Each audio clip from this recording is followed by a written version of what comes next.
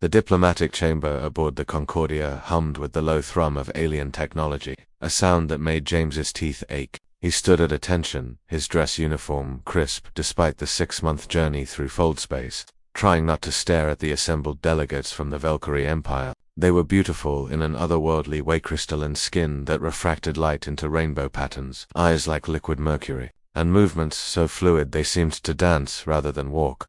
But it was the princess who commanded the room. Princess Aliana stood at the center of the Valkyrie contingent, her form more humanoid than her attendants, a genetic quirk of the royal bloodline. Her skin shimmered between pale blue and silver, her hair cascaded down her back like spun starlight, and her eyes those impossible violet eyes fixed on James with an intensity that made his heart skip.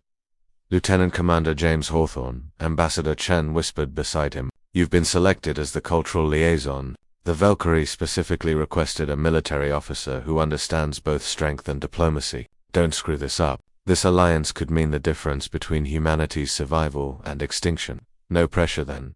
The formal introductions began with the usual pomp, declarations of mutual respect, promises of cooperation, carefully rehearsed phrases in each other's languages. James had studied Valkyrie customs for months, memorized their gestures of greeting, learned the 7 levels of formal address. He was ready. Then Princess Aliana approached him directly. "Lieutenant Commander," she said, her voice like wind chimes and thunder somehow mixed together. "I am told you are one of humanity's finest warriors, that you fought at the Battle of Titan's Gate. I did my duty." "Your Highness," James replied, bowing at precisely the correct angle, 45 degrees. Held for 3 seconds, modest Aliana observed, a hint of amusement in her tone. "Your species fascinates us. So young, yet you've survived 3 extinction-level threats in as many centuries. Tell me, what drives humans to fight so fiercely?" This was at the moment Chen had prepared him for, the philosophical question that would set the tone for the entire alliance. James opened his mouth to deliver the carefully prepared response about human resilience, adaptability, and the indomitable spirit of "you look better than my ex."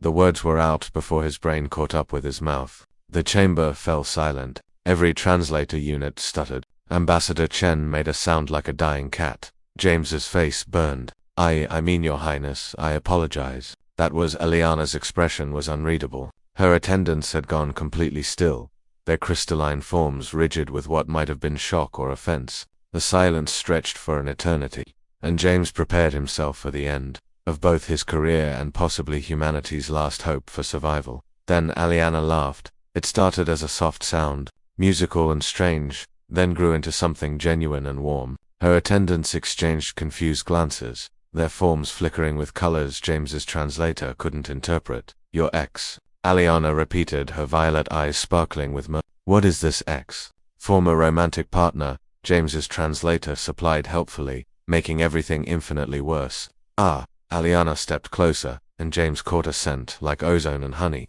"So you've compared Mia, princess of the oldest empire in the galaxy, to a failed human mating bond, and found me superior. When you put it that way, it sounds really bad," James muttered. "It's terrible," Aliana agreed, but she was still smiling. "Tell me about this ex, Your Highness." "Perhaps we should return to the formal proceedings." Ambassador Chen tried to intervene. Aliana raised one elegant hand. "I wish to hear this story. Consider it my first official request as part of our cultural exchange." James swallowed hard. He could feel dozens of eyes, human and alien, boring into him. But there was something in Aliana's expression, a genuine curiosity that seemed to transcend their vast differences. "Her name was Sarah," James began. "She was a navigator on my first posting. Brilliant, beautiful, ambitious. We were together for 2 years. I thought we'd make it work, even with the deployments, even with the war. Then I came back from a sick tours to find she'd married my brother, Aliana." Attendants made a collective sound like shattering glass. Apparently outrage was universal. "She chose a genetic relative?" Aliana asked, her tone sharp. "This is acceptable in human culture." "No, it's generally frowned upon," James said dryly. "Especially the part where she didn't bother to tell me until I walked in on their wedding reception." "Barbaric," one of the attendants hissed. "So when you say I look better than this, Sarah," Aliana continued, moving even closer, "you mean this as a compliment? I mean you're—" James struggled for words. "You're regal, honest. You didn't pretend to be something you're not. And yes, you're beautiful, though.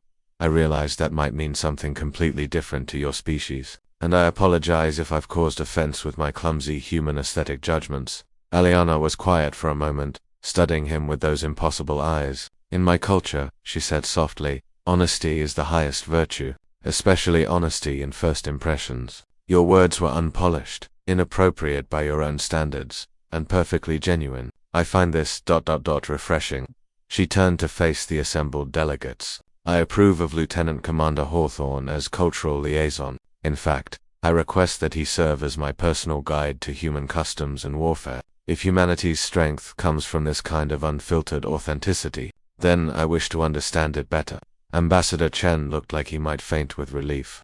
However, Aliana added, fixing James with a stern look that somehow still held warmth, you will tell me everything about this Sarah and your brother. I wish to understand what kind of fool would betray a warrior like you. It will help me understand human loyalty and the lack thereof. Yes, Your Highness, James replied, managing a proper bow this time. As the formal proceedings resumed, Aliana leaned close enough to whisper, also, Lieutenant Commander in my culture. Comparing someone favorably to a past mate is the first step in courtship declaration. I assume this is not the case for humans. James's brain I weave that as your panic is noted, Aliana said with a smile that could melt starship hulls. We will discuss this later. For now, tell me about the Battle of Titan's Gate. I wish to know how you survived when 60,000 others did not. As they walked toward the observation deck, the other delegates trailing behind, James realized he'd just accidentally proposed to an alien princess by insulting his ex-girlfriend. Humanity's unfiltered honesty might be impressive to the Valkyrie, but his mouth was going to get him killed or married, and he wasn't sure which prospect terrified him more.